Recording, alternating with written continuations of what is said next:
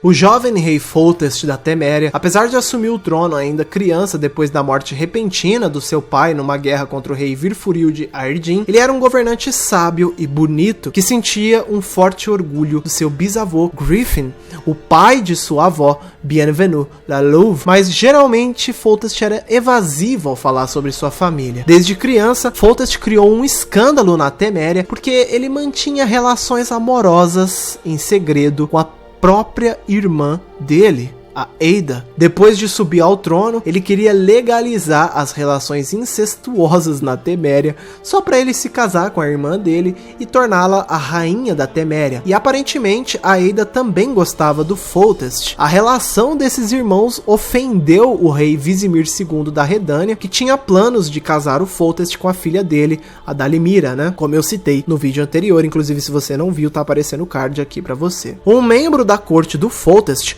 um homem chamado de Allstreet, ele era apaixonado pela princesa Eida, então ele ficou furioso quando ele descobriu o amor incestuoso dos irmãos. Para piorar o escândalo polêmico, a Eida ficou grávida do Foltest. Consumido pela raiva, Allstreet amaldiçoou a criança que estava no ventre de Eida, afirmando que o fruto de um incesto jamais deveria existir. Ele de alguma forma encontrou uma antiga maldição que transformava mulheres em um monstro sanguinário e poderoso e lançou essa maldição no bebê que ainda nem havia nascido. Por causa dessa maldição, o bebê rasgou Eida de dentro para fora durante o trabalho de parto. A perda de sua irmã destruiu o coração de Foltest.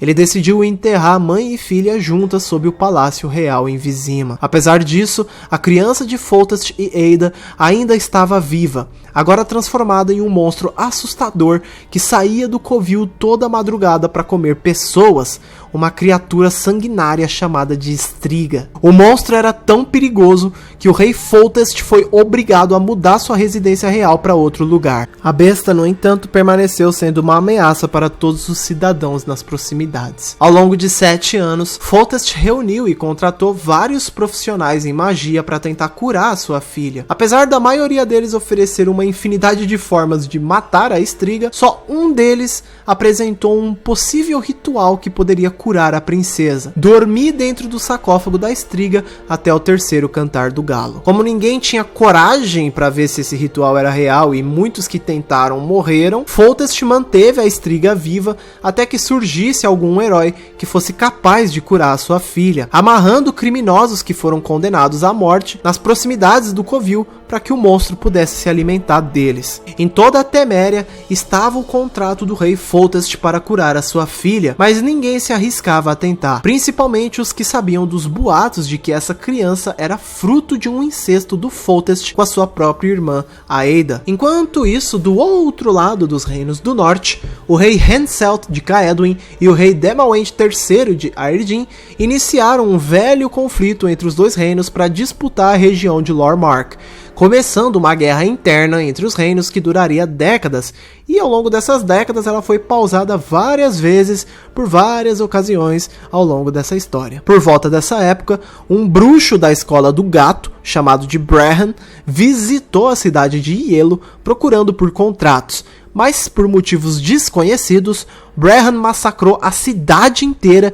e queimou ela até virar cinzas, ficando muito temido nos reinos do norte por sua crueldade. A partir daí, Brehan passa a ser chamado de o Gato de Ielo. Ouvindo sobre a fama de Geralt, quando Brehan encontrou o famoso lobo branco em uma taverna, ele tomou uma sacerdotisa como refém e tentou forçar Geralt a duelar contra ele para decidir quem era o melhor. Após uma breve troca de ameaças, Brehan decidiu largar sua refém e ir embora. Depois de ouvir a história de Brehan e as várias crueldades que ele cometeu em sua vida, Geralt disse que estava disposto a violar o seu código de neutralidade para matar esse bruxo algum dia. Após o conflito na taverna, Brehan viajou para a Teméria e viu os contratos do Foltest pela Striga, mas no começo ele se recusou a ajudar, mesmo com o Foltest ameaçando matar ele. Com a pressão dos cidadãos de Vizima incomodados com a presença assustadora da Striga, Brehan foi convencido a ajudar. Os nobres pediram para Brehan enganar o rei Foltest e matar a Striga, e eles pagariam ainda mais do que o Foltest estava oferecendo por isso. Bom, aí aqui a gente tem algumas divergências, tá? Nos livros, o Brehon, ele ficou vigiando ali o território da Striga, né? Aí depois dele ver a Striga atacar um guarda brutalmente e comê-lo, ele desistiu de enfrentar o monstro e fugiu de forma covarde, e aí nunca mais ele foi visto nos livros de The Witcher. Já nos jogos, eles falam que o Brehon, ele enfrentou a Striga e que na verdade o monstro matou o Brehon. Então os nobres enterraram ele em segredo e inventaram mentiras de que ele tinha fugido, tal, para não afastar futuros bruxos que poderiam aceitar o contrato, né? Afinal, ninguém ia querer um contrato que outro que era tão talentoso falhou. Aí vai da interpretação de vocês. O canônico é o livro, ele fugiu, né?